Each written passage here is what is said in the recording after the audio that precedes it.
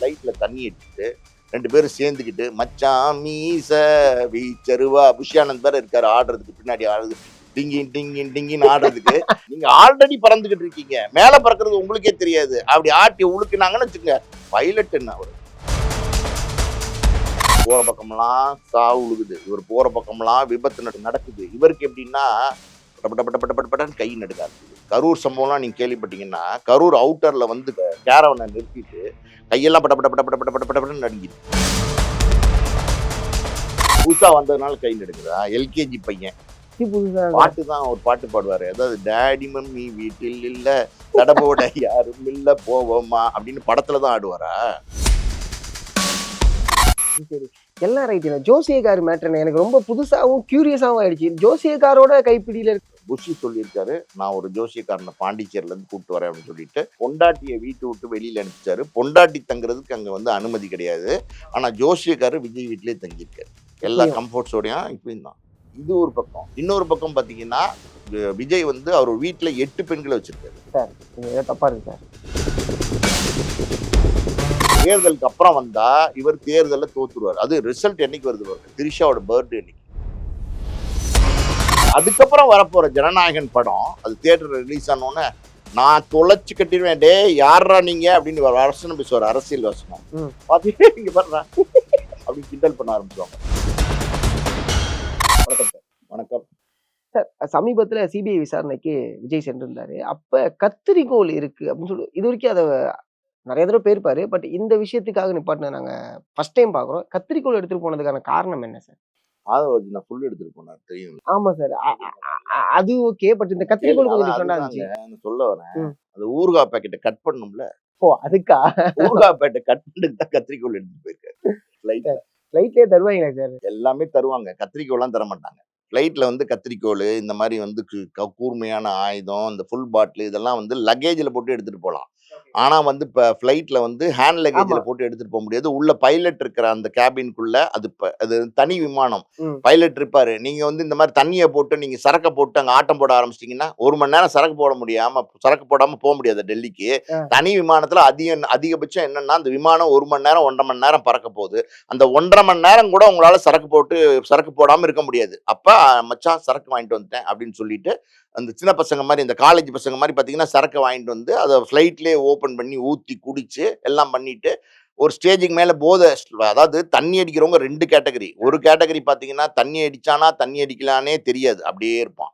இன்னொரு கேட்டகரி பார்த்தீங்கன்னா அப்பப்பா இவன் பண்ற அட்டகாசம், ஐயோ ஒரு குவார்டர் அடிச்சுட்டு அப்படின்னு சொல்லுவாங்கல்ல, அந்த மாதிரி இன்னொரு கேட்டகரி இருக்காங்கல்ல, பயங்கரமான கலாட்டா பண்ண ஆரம்பிச்சிடும். அப்படி வந்து நீங்க வந்து ஃப்ளைட்ல தண்ணி அடிச்சுட்டு 2 பேரும் சேர்ந்துக்கிட்டு மச்சான் மீச வீச்சருவா புஷ்யானந்த் பேர் இருக்காரு ஆடுறதுக்கு பின்னாடி ஆடுறது டிங்கின் டிங்கின் டிங்கின்னு ஆடுறதுக்கு.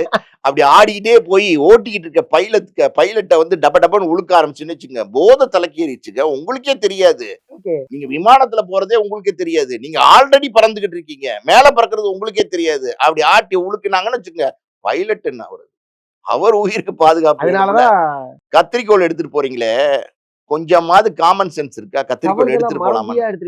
மறதி எல்லாம் எடுத்துட்டு போல. இதெல்லாம் எப்படின்னா, விஜய் வந்து ஒரு ஜோசியக்காரனின் பிடியில் இருக்கிறார், சிக்கி தவிக்கிறார். அவர் கிழிக்கிற கோட்டை விஜய் வந்து தாண்ட மாட்டார். படத்துலதான் இதுமாரி நான் பாத்திருக்கேன். ஒரு அமைச்சரோ இல்ல யாரோ ஒருத்தவங்க அரசியல்வாதியோ இல்ல பல சொத்துக்கள் வச்சிருக்கவங்களோ ஒரு ஜோசியக்காரங்க கூட இருப்பாங்க. அவங்க சொல்றதை கேட்பாங்க. இத்தனாம் தேதி இத்தனை மணிக்கு இந்த கலர் ட்ரெஸ்ஸை போட்டு இந்த நேரத்துல நீ இந்த திசையில போகணும் அப்படிம்பாங்க. இந்த வகையில நீங்க சொல்றீங்க ஜோசியக்கார. நான் சொல்றது கேளுங்க, சிபிஐ அலுவலகத்துக்கு போகும்போது மட்டும் கருப்பு சட்டை போட்டு போறாரு, எதிர்ப்பு தெரிவிக்கிறாரு. அது மத்தவங்களுக்கு அவர் வந்து சொல்றது. எல்லாத்துக்கும் ஒரு உள்காரணம் ஒண்ணு வச்சுக்கலாம்ல. டீகோட் பண்ணி பாத்தீங்கன்னா பல விதமா டீகோட் பண்ணி பார்க்கலாம். கருப்பு என்னன்னா, அது வந்து கருப்பு வந்து ஒரு மாதிரி ஒரு ரக்கடான கலரு. அது நீங்க உங்களை வந்து எதுவும் அண்ட விடாது. சாமி பிசாசு பேயெல்லாம் அண்ட விடாது. விஜய் எப்படின்னா, இப்ப இந்த ஜோசியக்கார் சொல்றதுதான் கேட்கிறாரு. அந்த ஜோசியக்கார் என்ன சொல்றாருன்னா, விஜய் போற இடமெல்லாம் பாத்தீங்கன்னா சாவு உழுகுதா? கரூர்ல விழுந்துச்சா 41 மொத்தமா? அதுக்கப்புறம் மதுரை மாநாட்டுல விழுந்துச்சா? அதுக்கப்புறம் விக்கிரவாண்டி மாநாட்டுல விழுந்துச்சா? அதுக்கப்புறம் சேலத்துல விழுந்துச்சா? அதுக்கப்புறம் இப்ப தஞ்சாவூர்ல நெருங்கிட்டு இருக்குன்னு நினைக்கிறேன், ஒருத்தருக்கு பாவம் ஆபத்துல இருக்காருன்னு நினைக்கிறேன். அந்த மாதிரி போற இடத்துல எல்லாம் சாவு விழுகுது, போற இடத்துல எல்லாம் விபத்து நடக்குது. அந்த வாகனம் இருக்கு பாத்தீங்களா, விஜயோடைய அந்த கேரவன், அதை பார்த்தாலே எமன் வந்து சாட்டையை சுலுக்கிட்டு வர மாதிரி இருக்கு. லக்கி மேன் ஒரு படம் வந்துச்சு. அதுல பாத்தீங்கன்னா அப்படி சாட்டை கவுண்டமணி. தூக்கிட்டு கவுண்டமணி இவங்கலாம் நடிச்சிருப்பாங்க, கார்த்திக்லாம். அந்த மாதிரி பாத்தீங்கன்னா அந்த படத்தோட பேர் லக்கி மேனு. இவர் சாட்டையை சுத்திக்கிட்டு அப்படி யமன் வந்து அப்படி வர மாதிரியே இருக்கு. உரு உரு உருன்னு அப்படியே எல்லாம் திணறாங்க. அப்படியே அந்த வண்டி வந்துச்சுன்னு வச்சுக்கோங்க, ஐயோ நம்ம நம்ம நம்ம கழுத்துல போட்டு சுருக்கி தூக்குமா, யார் கழுத்துல போட்டு சுருக்கி தூக்கும்னே தெரியாம திணற ஆரம்பிச்சிட்டாங்க கரூர் சம்பவத்துக்கு அப்புறம். அந்த மாதிரி இவர் போற பக்கமெல்லாம் சாவு உழுகுது, இவர் போற பக்கமெல்லாம் விபத்து நடக்குது. இவருக்கு எப்படின்னா பட பட பட பட பட படன்னு கை நடுங்க ஆரம்பிக்குது. கரூர் சம்பவம்லாம் நீங்க கேள்விப்பட்டீங்கன்னா, கரூர் அவுட்டர்ல வந்து காரை நிறுத்திட்டு, அந்த வாகனத்தை நிறுத்திட்டு, அந்த கேரவனை நிறுத்திட்டு, கையெல்லாம் பட பட பட பட பட பட படன்னு நடுங்கிருக்கு. பயம் இருக்குல்ல சார். பயம் அதுக்காண்டி ஏங்க, இதே சம்பவம் விஜயகாந்த் போன கூட்டத்துல நடந்துருந்துச்சுன்னா, கையெல்லாம் நடுங்காது. வேட்டிய மடிச்சு கட்டி, இறங்கி அவரே சுத்த "என்னடா ஆரம்பிச்சிருவாரு. பிரச்சனை? யார்றா அது? வாடா நான் ஹாஸ்பிட்டலுக்கு வரேன்டா. டேய் என்னடா பிரச்சனை? ஐய்யய்யோ! யார்றா செத்து போனா? எத்தன பேர்றா செத்து போனாங்க? என்னடா செய்யணும்? ஐயோ வாடா டேய் நான் என்னடா பண்ணணும்? நீ என்னடா பண்ணணும்?" அவரே இறங்கியிருப்பாரு. கண்டிப்பா. இறங்கியிருப்பாரா? இறங்கியிருக்க மாட்டாரா? அதான் நம்ம மதுரை சம்பவமே பார்த்திருப்போமே. ஆ. இறங்கி எல்லாரையும் விரட்டியிருப்பாரு. இறங்கியிருப்பார்ல. அப்ப இவருக்கு மட்டும் ஏன் கை நடுங்குது? இவருக்கு 2 இடத்துல கை நடுங்கும். புதுசா வந்திருக்காரு. இவருக்கு 2, டக்குனு இவ்வளவு 3 பெரிய இடத்துல ஒரு கை நடுங்கும். ஓ! அப்படியா? புதுசா வந்ததுனால கை நடுங்குதா? எல்கேஜி பையன். புதுசா பாட்டு தான் ஒரு பாட்டு பாடுவாரு. அதாவது டாடி மம்மி வீட்டில் இல்ல, தடபோட யாரும் இல்ல போவோமா அப்படின்னு படத்துல தான் ஆடுவாரா? நிஜத்துல நடந்துக்க மாட்டாரா? படம் வேற. அது வந்து இயக்குனர்கள் செய்யக்கூடிய கதை, கதாபாத்திரம். ஆமா. இதுவுமே ரியல் லைஃப் பின்னாடி அப்படி இருந்து இயக்குறாங்கல்ல. இவருக்கு என்ன அறிவு இருக்கு? இவருக்கு அரசியல் நாலேட்ஜ்ன்னு என்ன இருக்கு? நீங்க ஒரு ஊடகவியலாளர் தானே. நீங்க சொல்லுங்க. இவருக்கு அரசியல் நாலேட்ஜ்ன்னு என்ன இருக்கு? இப்பதான் ஆரம்பிச்சிருக்காங்க சார். இன்னும் இப்ப இதுக்கப்புறம் என்னங்க நெறைய இதெல்லாம் விஷயங்கள் இது கத்துப்பாங்க. ஆரம்பிச்சிருக்காங்க கிடையாதுங்க. ஆரம்பிக்கும்போதே நீங்க வந்து பெரிய கட்சி ஆரம்பிச்சு தொடங்கி வந்தீங்கன்னா, 41 பேரு. இதுவரைக்கும் கணக்கு வந்து எப்படி சொல்றாங்கன்னா, 51 பேரு. அதாவது ஒரு கட்சி தொடங்கி 2 வருஷத்துல பார்த்தீங்கன்னா, 51 பேர் இருந்திருக்காங்கன்னா, இந்திய அரசியல் வரலாற்றே கிடையாது. அது சரி. எல்லாம் ரைட்டுங்க. ஜோசியக்காரு மேட்டர்ன்னு எனக்கு ரொம்ப புதுசாவும், கியூரியஸாவும் ஆயிடுச்சு. ஜோசியக்காரோட கைப்பிடியில இருக்காங்கன்னா, அதான் கேளுங்க. இப்படி பட பட படன்னு பயப்படுறாரு இல்லையா? அதனால வந்து புஷி சொல்லியிருக்காரு, "நான் ஒரு ஜோசியக்காரன பாண்டிச்சேரிலருந்து கூட்டிட்டு வரேன்" அப்படின்னு சொல்லிட்டு, பாண்டிச்சேரிலருந்து ஒருத்தர் வந்திருக்காரு. பொண்டாட்டிய வீட்ட விட்டு வெளியில அனுப்பிச்சுட்டாரு. பொண்டாட்டி தங்குறதுக்கு அங்க வந்து அனுமதி கிடையாது. ஆனா ஜோசியக்காரர் விஜய் வீட்லயே தங்கியிருக்காரு. எல்லா இப்பயும். கம்ஃபோர்ட்ஸோடயும் இப்பயும் தான்.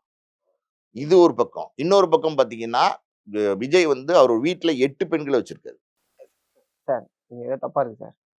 தப்பாலாம் நானும் சொல்லலங்க. 8 பெண்கள வந்து கோலம் போடுறதுக்கு வச்சிருக்காரு. மாவு கோலம் போடுறதுக்கு வச்சிருக்காரு. சார், அவங்க வீட்ல வேலை பார்க்கிறவங்க கோலம் போடுறதெல்லாம் எதுக்குங்க கோலம் போடுறதுக்கு 8 பெண்கள்? அதாவது வந்து பெரிய கோலம் போடுவாங்க. பிரம்ம முகூர்த்தம்னு ஒரு இது ஆமா. இருக்கு 4 தெரியுமா? மணி, 3 ஆமா, மணிலேருந்து 4 மணி. ஆமா. அந்த 3 மணிலேருந்து 4 மணி இருக்கிற பிரம்ம முகூர்த்தம் 1 ஹவர். அந்த 1 ஹவர்ல இந்த ஜோசியக்கார் சொல்லியிருக்காரு, உங்க வீட்ல 8 வெவ்வேறு இடத்துல வந்து 8 கோலம் போடணும். அந்த 1 ஹவருக்குள்ள போடணும். அப்படி ஒரு பெண்மணிய நீங்க வேலைக்கு வச்சு கோலம் போட சொன்னீங்கன்னா, மாவு கோலம் ஒரு கோலம் போடுறதுக்கே 1 ஹவர் ஆகும். 8 கோலம் போடுறதுக்கு 8 மணி நேரம் ஆகும். நடுவுல அவங்க சாப்பிடணும் இதெல்லாம் இருக்கு. அப்படின்னா ஒரு 10, 12 மணி நேரம் ஆகும். அப்ப பிரம்ம முகூர்த்தம் முடிஞ்சிரும். அப்ப என்ன பண்ணலாம்? 8 பெண்கள கூட்டு வாங்க. அதான் சொன்னேன். 8 பெண்கள வச்சிருக்காரு கோலம் போடுறதுக்கு. தப்பாலாம் நீங்க யோசிக்க கூடாது. 8 பெண்கள் பார்த்தீங்கன்னா, பிரம்ம முகூர்த்தம் ஆரம்பிச்சோன்னோன டக்குன்னு ஸ்கூல்ல மணி அடிக்கிற மாரி புஷி ஆனந்த் அடிப்பாரு. டங் டங் டங்ன்னு அடிச்சோன பார்த்தீங்கன்னா, எல்லாம் அலர்ட்டா கோலம் மாவு ரெடி பண்ணி வச்சிருப்பாங்க. டப்பு டப்பு டப்பு டப்புன்னு புள்ளி வச்சு போடுவாங்க. ஓகே. என்ன கோலம்? என்ன கோலம்லாம் தெரியாது. அது தல கோலமா இருக்கலாம். ஆ. இதுல தலைகீழ் கோலமா இருக்கலாம். என்ன வேணா இருக்கலாம். இல்ல ரங்கோலி அது மாரி அது ஏதாவது? ரங்கோலியாலாம் நம்ம வீட்டுக்குள்ள போய் யாராவது பார்க்க முடியுமாங்க? இவ்வளோ பெரிய ஹைட் போட்டு, கேட்ட போட்டு ம ம மடிச்சு வச்சிருக்கிறாரு. அங்க 2 செக்யூரிட்டி இருக்காங்க. அங்க வாசல்ல வந்து யாரு? அது கரெக்ட். யாரும் சந்திக்க முடியாத மாரி தான் இருக்காரு. ஒய்பிரிவு பாதுகாப்பு இந்திக்காரவங்க 2 பேர் இருக்காங்க. அதாவது துணை ராணுவத்தினர். காலையில ஒருத்தரு, ஈவினிங் ஒருத்தரு. அவங்க 2 பேர் மீட் பண்ணுவாங்கல்ல. டியூட்டிய விட்டு கிளம்பும்போது காலையில நைட் டியூட்டி இருக்கார்ல, அவர வந்து ரிலீவ் பண்ணணும்ல. அப்ப காலையில டியூட்டி வருவார்ல. அப்ப அவங்க 2 பேரும் பேசிக்கிறாங்க. யார்யா இந்த ஆளு? வீட்ட விட்டு வெளியில மாட்டேங்கிறாரு.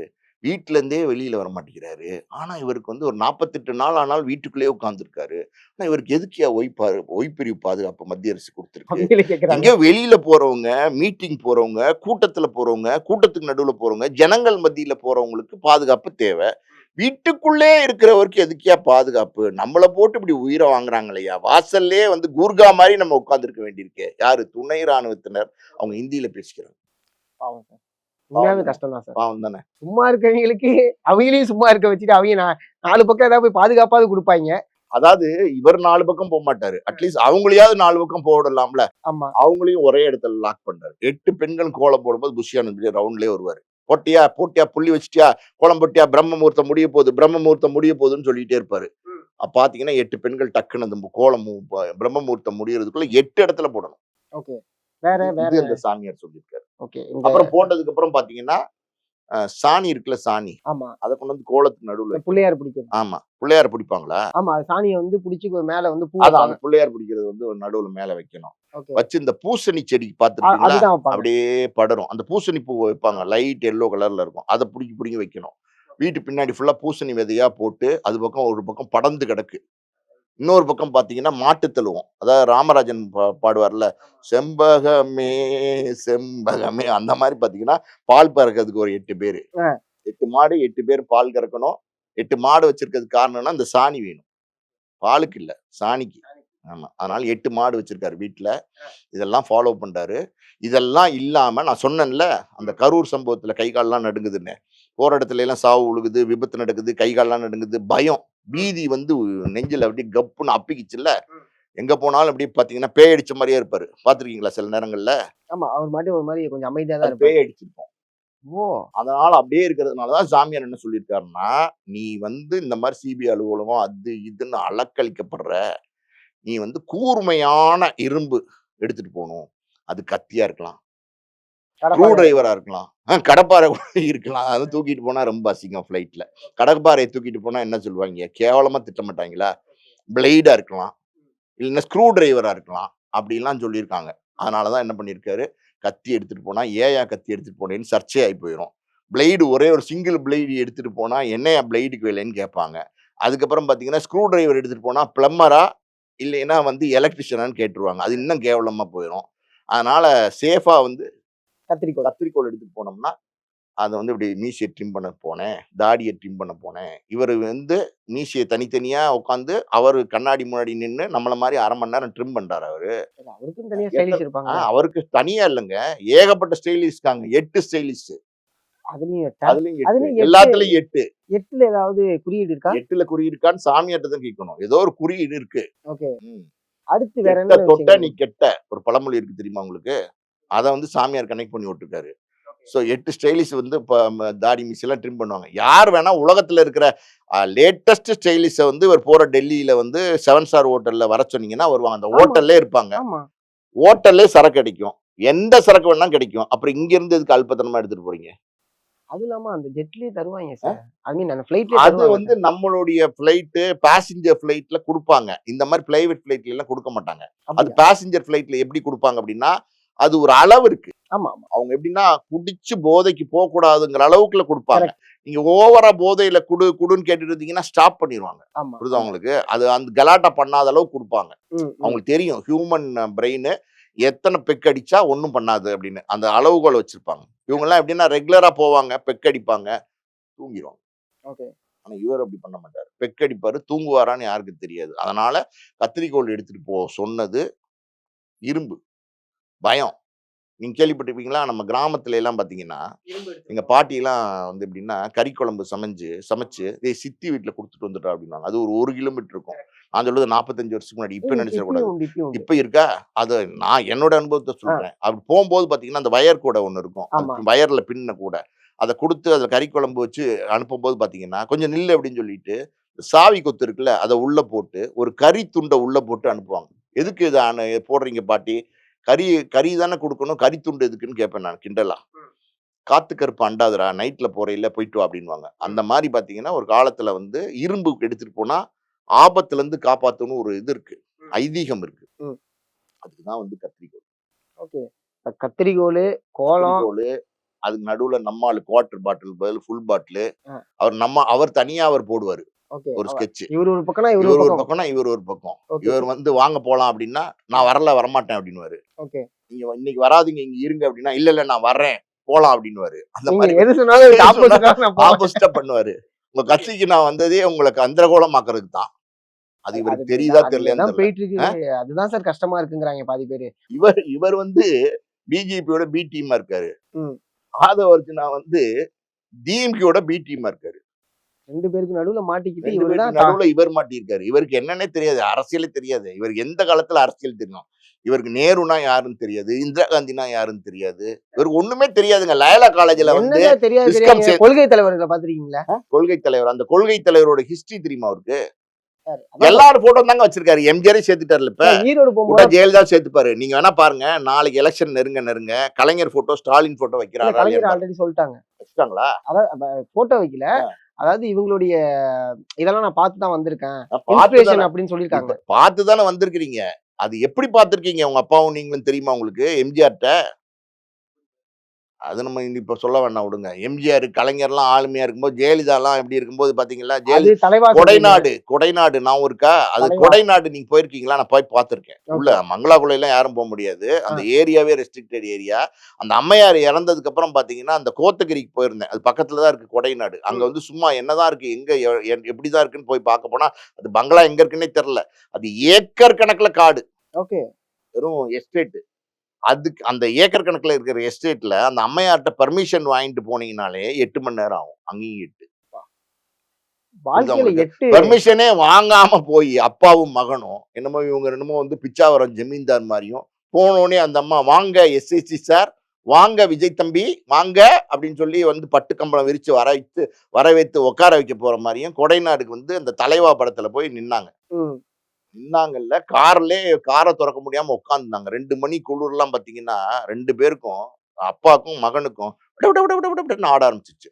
அது உள் சரி. சொற்று போட்டு, வெளி சொற்று போட்டு, ஆனா எல்லாம் பண்ணி உள் ஒரு சொற்று போட்டு, வெளி சொற்று போட்டு, ஷால்வ பொத்தி, ரக்க பொத்தி, 7 ஸ்டார் ஹோட்டல்ல தங்குறவங்க, அங்க ரோட்லயே வந்து தங்க வச்சுச்சு அந்த அம்மா. ஓகே. பார்க்க மாட்டேன் போங்கன்னு அனுப்பி விட்டுருச்சு. நான் கேட்கிறேன், ஒரு தலைவான்னு ஒரு படம். அது அன்றைய காலத்துல வந்து 100 கோடிக்குள்ள தான் படத்த எடுத்திருப்பாங்க. ஆமா. 80 கோடி இருக்கும். அது ரிலீஸ் ஆகலைன்னா என்ன? ஒரு படத்துக்கு 250 கோடி சம்பளம் வாங்குறீங்கல்ல. இந்த இப்பதானே அது தயாரிப்பாளர கூப்பிட்டு நீங்க என்ன செலவழிச்சீங்க? 80 கோடியா? இந்தாங்க 20 கோடி லாபம் வச்சுக்கங்க. பார்த்துக்கலாம். அப்படின்னு சொல்லி அந்த கட்ஸ் இருக்கா? அது ரஜினி சார் பண்ணுவாரு. பண்ணுவாரு. இவருக்கு இருக்கான்னு தான் நான் கேட்கிறேன். ரஜினி சார் ஏன் நடுவுல இழுக்கிறீங்க? இல்ல ரஜினி அவரு சார் தான் எல்லாம் பண்ணுவாருன்னு பண்ணுவாரே. சொல்றேன். அத சொல்றேன். இவருக்கு இருக்கா அந்த கட்ஸ்ன்னு தான் கேட்கிறேன். இவருக்கு இருக்கா அந்த கட்ஸ்? புரியுது. அட ஒரு படம் தானே விடு. அங்க போய் ஏன் குளூர்ல வந்து கை நடுங்கணும்? அப்புறம் வந்து சர்க்கார்ன்னு ஒரு படத்துக்கு எடப்பாடி கிட்ட போனார்ல. ஐயா சர்க்கார், சர்க்காருக்கு மரியாதை குடுக்குறேன். கொஞ்சம் சர்க்கார வெளியில விடுங்கன்னு சொன்னாரா இல்லையா? புரியுது. இப்ப ஜனநாயகன். இப்ப ஜனநாயகன் அடி அடின்னு அடிக்கிறாங்க பாருங்க. அதாவது வந்து ஒரு ஒரு ஒரு அடிப்படை அறிவு இருக்கிறவன் கூட சென்சார் போர்டை எதிர்த்து கேஸ் போட மாட்டாங்க.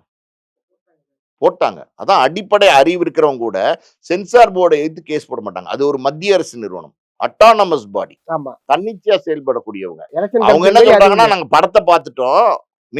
மறு தணிக்கை பண்ணிட்டு சர்டிபிகேட் குடுக்குறோம்ங்கறாங்க. மறு தணிக்கைக்கு முன்னாடியே வந்து கேஸ போட்டு அங்க போய், இங்க போய், அங்க போய் பால் அடிக்கிறாங்க பாருங்க. சுப்ரீம் கோர்ட்டுக்கு போனா அங்க ஒரு கேவியேட் போடுறாங்க. திருப்பி இங்க வராங்க. பெஞ்ச், கிஞ்ச், டஞ்ச்ன்னு எல்லா பக்கமும் அடிச்சு கொண்டு போய் மறுபடியும் அதாவது இந்த சூரி படம் இருக்குல்ல, இந்த வெண்ணிலா கபடி ஆமா. இந்த காமெடி. அதாவது வந்து கோடு கோடா போட்டுட்டே இருப்பான் எல்லா சாப்பிட. கோட்டையாளி இவன் என்னடா திரும்பி ஃபுல்லா சாப்பிட்டுருவான் போலன்னு சொல்லிட்டு கோட்டுக்கு மேலேயே கோடு போட ஆரம்பிப்பான். ஆ, ஆ. தெரியுமா உங்களுக்கு? அந்த கரெக்ட். காமெடி உங்களுக்கு எல்லாருக்கும் தெரியும். ஆமா. அத மாரி பார்த்தீங்கன்னா, போனோனே சூரி சொல்லுவாரு. அப்ப இல்ல இது போங்கினி ஆட்டம், அழுகுனி ஆட்டம். எல்லா கோட்டையும் முதல்ல இருந்தே வரேன் அப்படின்ற மாரி, முதல்ல இருந்து விசாரணைக்கு அனுப்பிச்சுட்டாங்க. அப்புறம் இவங்களே வெட்கம், மானம், சூடு, சொரணை எல்லாம் இருக்கிறவங்க பண்ண மாட்டாங்க. வித்ட்ரா பண்ணிட்டு, பின்வாங்கி ஓடிட்டு இப்ப மறுதணிக்கைக்கு அனுப்பிச்சுட்டாங்க. புரியுது. மறுதணிக்கைக்கு வந்து இப்ப சமீபத்துல ஒரு 2 நாளைக்கு முன்னாடி பார்த்துட்டாங்க ஆமா. டெல்லியில. ஆனா சர்டிபிகேட் குடுக்கல. பார்த்துட்டாங்க. ஆனா சர்டிபிகேட் குடுக்கல. அவங்க என்ன செய்றாங்க அப்படின்னா, புரொடியூசர் பாவம் சார். இல்ல புரொடியூசர் எல்லாம் பாவம்லாம் சொல்லாதீங்க. தமிழ் புரொடியூசரா? யார்? அதெல்லாம் காசு தாங்க பேசாதீங்க. சார். அப்படிலாம் பேசாதீங்க. உங்கள வளர்த்து விட்டது, உங்கள வாழ வச்சது, உங்களுக்கு சோறு போட்டது எல்லாமே தமிழன். தமிழ் புரொடியூசரு.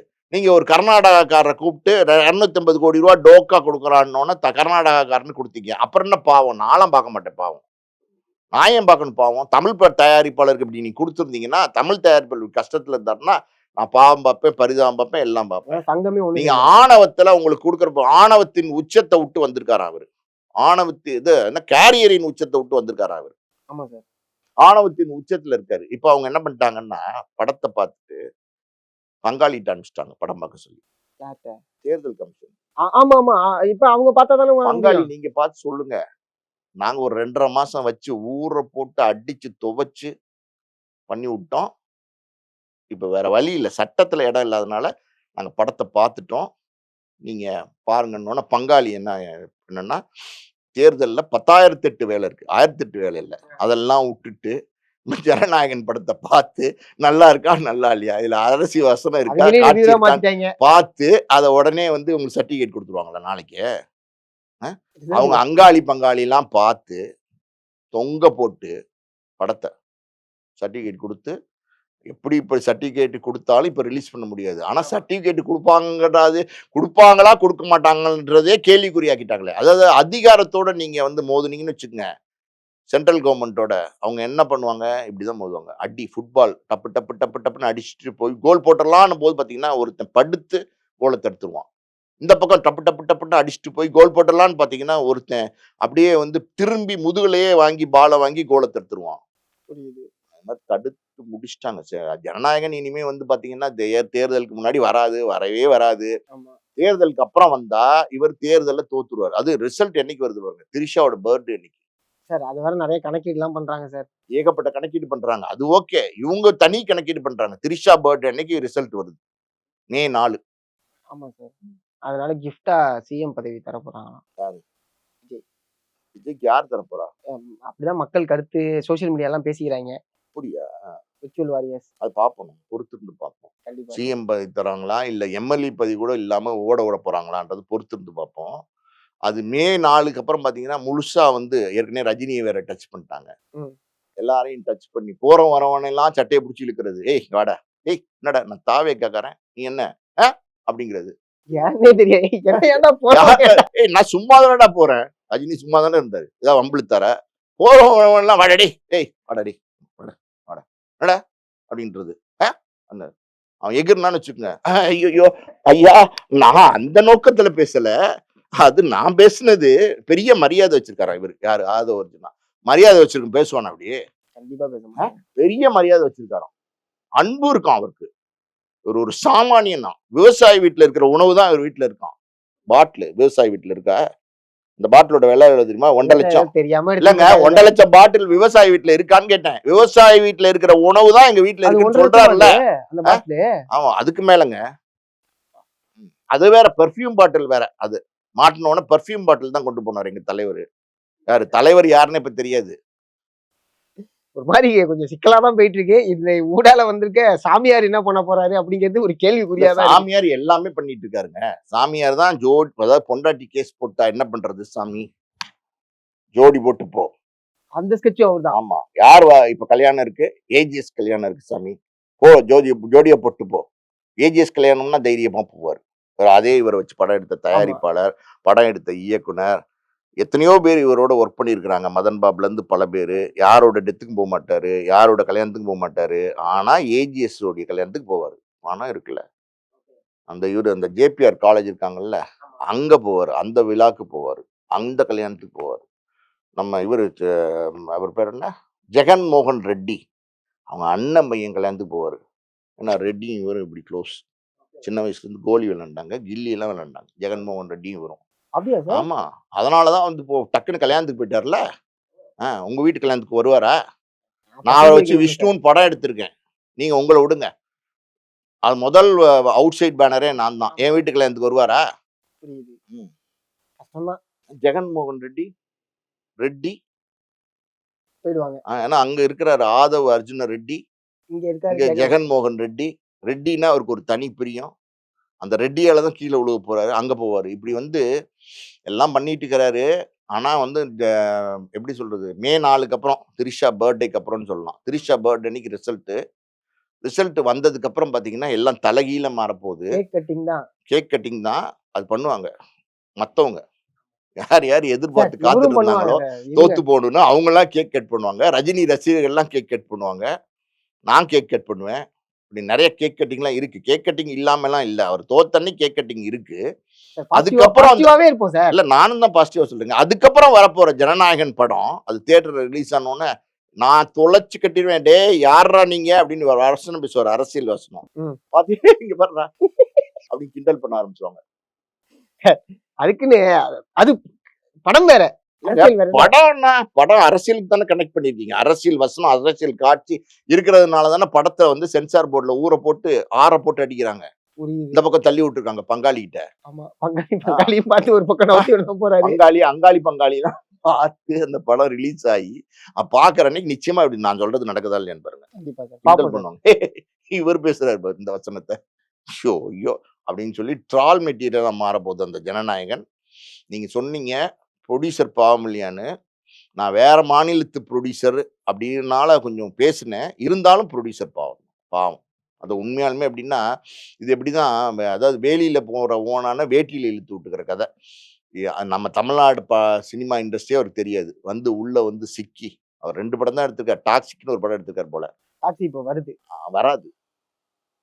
இல்லங்க வளைகுடா போர் முடிஞ்சாதாங்க வரும். அந்த அங்கெல்லாம் வெளியிட வேண்டாமா படத்த? கண்டிப்பா. டாக்ஸிக்க வந்து வெறும் ஆந்திரால மட்டும் வெளியிட்டா போதுமா? கர்நாடகால மட்டும் இல்ல, வெளியிட்டா இல்ல, இல்ல. போதுமா? Pan India. Pan India. அப்புறம் பேன் இண்டியா இல்ல. இப்பல்லாம் பேன் வேர்ல்டு. ஆ. அதனால அதுக்கு முடிஞ்சதுக்கு அப்புறம் அதுக்கு நம்ம அது எதிர்பார்ப்போம். எதிர்பார்ப்போம். அது வந்து எப்போ வருது, என்ன வருதுன்னு. அவருடைய ஜனநாயகன் வந்தாலும் அதாவது எப்படி சொல்றது? 200 150 கோடி டேபிள் ப்ராஃபிட்டோ, 200 கோடி டேபிள் ப்ராஃபிட்டோ இருந்துச்சு. அமேசான் வெளில போயிட்டாங்க. வெளில எல்லாம் போலங்க. ஆ. நீங்க ஏன் இப்படி பேசி அமேசான கேவலப்படுத்துறீங்க? இவங்கள உள்ள விட மாட்டேன்னு போடா வெளிலன்னு சொல்லிட்டாங்க. அப்படி சொல்லுங்க. நீங்க என்னமோ அவங்க வெளில போயிட்டாங்கன்னா, கார்ப்பரேட் நிறுவனங்க அவங்க.